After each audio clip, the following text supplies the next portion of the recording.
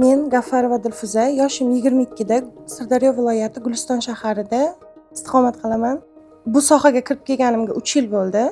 Ya'ni JTM Guliston saloni ochilganiga 3 yil bo'ldi. Undan oldin nomi boshqacha bo'lgan. Opachamni oldiga ishga kirganman. Opacham bilan birgalikda ochganmiz bu salonni. Asosiy vazifam administratorlik. Instagramlarni yurgizaman, qarab yuraman. Opacham stilistlar o'zi. Keyin kelin ko'ylak ochish anaqasi bo'lgan bizda. Niyati bo'lgan. Keyin shu ochganmiz. Boshida 10 ta ko'ylak bilan boshlaganmiz. Ko'rib turibsizlar, shuncha kelin ko'ylak. Bizning salonimizda bir kunlik libosni narxi 2 milliondan, arenda narxi 2 milliondan 5 milliongacha. Uning ichiga bir kunlik soch makiyaji, qiz vechir bo'ladi bizda, bilsangiz, o'shani libosi beriladi. O'zi xohlagani. Bizda qiyinchilik umuman bo'lmaydi, xudoga shukr, bilmayman. Umuman bizda ko'p kelinlar keladi, nima xohlayotganini biladi. Agar u kelin nima xohlayotganini bilmasa, qanaqa libos kiyishni xohlayotganini bilmasa, o'sha opchalarimiz bor.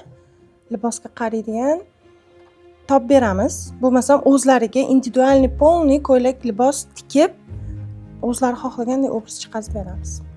Uni aytolmayman deyman.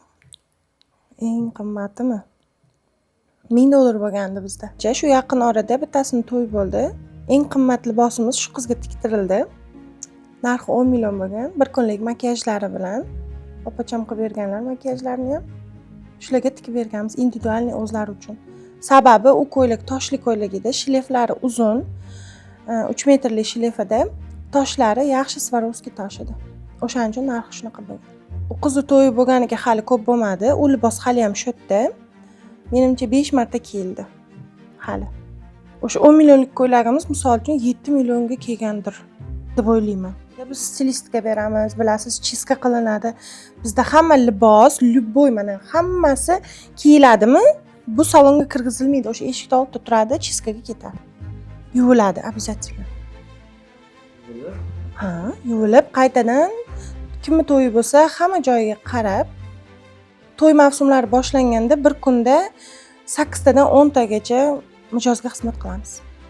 Hozirda kuyovlarimiz juda injiq bo'lgan, yopiq deyshadi ko'pchilik. Bilsangiz 50% hijobli, 50% hijobsiz. Hijoblilarga baribir yopiq bo'ladi. Ko'proq toshsiz. Hammani didi har xil. Bizda har xil fasondagi liboslar bor. Toshlimi, toshsizmi, gipyurli. Shu faoliyatlaringiz davomida qiziqarli holat bo'lganmi, qandaydir? Bo'lgan, dahshati bo'lgan, hozir aytib beraman. Ko'ylagimizda shu to'y tugagandan keyin salyut ochishadi, bilsangiz, anaqalar. Bitta libosimiz zakazli bo'lgan. Kechqurun kelin-kuyov salyut ochishgan. Kelin ko'ylakni yarim tomoni polni qip-qizil bo'lib kelgan. U libos kiyilmaydi qaytadan, uni tuzatib ham bo'lmaydi. Shu bilan u ko'ylak chiqib ketgan. Ertasi boshqa birovga berilish kerak bo'lgan? Berilish kerak bo'lgan. Orada bir kun bo'lgan, u chiskaga beriladi. Biz shunga qarab zakaz olamiz-da. Ketma-ketga zakaz olmaysiz. O'rtada bir kun ana bo'lishi kerak. Nargi mijozga yangi tiktirib olib kelib berdik, srochnaga. Boshqachasiga yo'limiz yo'q edi. Tiktirib yangi qilib olib kelib berdik. Bizning liboslarimiz 7 martagacha uzog'i mijozga beriladi. Undan keyin pastga olib tushib qo'yamiz podvalga. Endi unaqa holatdagi ko'ylakni mijozlarimizga bera olmaymiz. Undan yangi olib kelib qo'yamiz. Prezidentimizning 60-qarori bilan Agrobank bilan hamkorlikda 100 million kredit chiqazdik. U maqsadimiz kelin ko'ylaklarimizni yanada kengaytirish edi. Kengaytirdik. Ko'ylaklar oldik, jihozlar oldik. Kreditimizni oyma-oy yopib boryapmiz. Foydasi ancha tegdi. Salonimizni kengaytirib oldik, o'zimizga kerak bo'lgan narsalarni oldik. Bitta libosga 2 ta zakaz bo'lib qoladi.